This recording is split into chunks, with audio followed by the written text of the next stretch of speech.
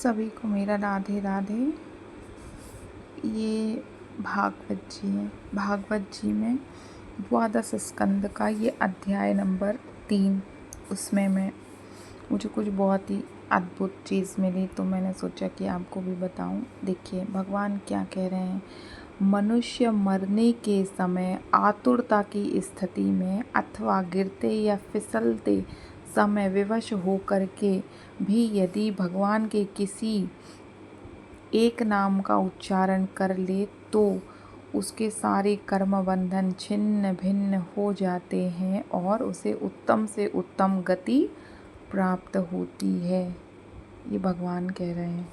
यहाँ पे देखिए, ये 45 श्लोक है। ये यहाँ पे भागवत जी में ऐसे श्लोक दिए रहते हैं और यहाँ उनका अर्थ दिया हुआ रहता है। तो 45 श्लोक के अर्थ में भगवान कह रहे हैं कि सब दोषों का मूल स्रोत तो अंतःकरण ही है, क्योंकि मन ही दोष उत्पन्न करता है।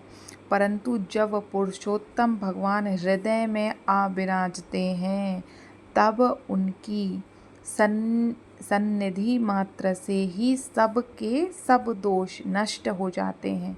भगवान के रूप, गुण, लीला, धाम और नाम के श्रवण, संकीर्तन, ध्यान, पूजन और आदर से वे मनुष्य के हृदय में आकर के विराजमान हो जाते हैं।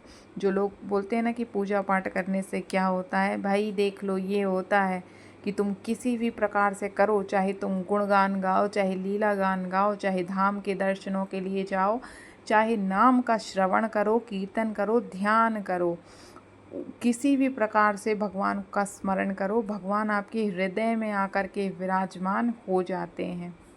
अब देखिए यहाँ पे ये श्लोक नंबर 47 का अर्थ है। यहाँ पे 47 नंबर के श्लोक में भगवान बोल रहे हैं कि जैसे सोने के साथ संयुक्त होकर अग्नि उसके धातु संबंधी मलिनता आदि दोषों को नष्ट कर देती है, वैसे ही साधकों के हृदय में स्थित होकर के भगवान विष्णु उनके अशुभ संस्कारों को सदा के लिए मिटा देते हैं।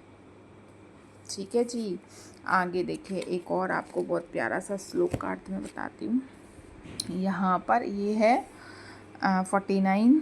इसमें भगवान कह रहे हैं, परीक्षित जी को ये कथा सुखदेव जी सुना रहे हैं ना, तो परीक्षित जी को यहाँ पे बोला गया है, अब तुम्हारी मृत्यु का समय निकट आ गया है।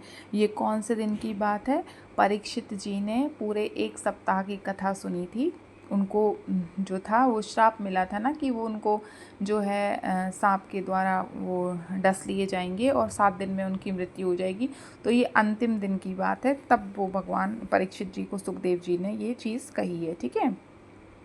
अब सावधान हो जाओ पूरी शक्ति से और अंतःकरण की सारी वृत्तियों से भगवान श्री कृष्ण को अपने हृदय सिंहासन पर बैठा लो।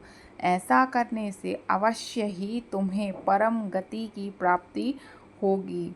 देखिए, ये चीज़ें जो है भागवत जी हमें बता रही हैं कि सुखदेव जी ने परीक्षित जी से कही हैं, लेकिन आज भी जो भागवत जी जब बोलती हैं ना, तो हमको ये चीज़ बताई जाती है, ये हमसे बोला जाता है कि आप अभी भी क्या करो, परम गति की प्राप्ति करनी है तो श्री कृष्ण भगवान को अपने हृदय के सिंहासन पर बैठा लो। फिर क्या बोल रहे हैं, जो लोग मृत्यु के निकट पहुंच रहे हैं उन्हें सब प्रकार से परम ऐश्वर्यशाली भगवान का ही ध्यान करना चाहिए।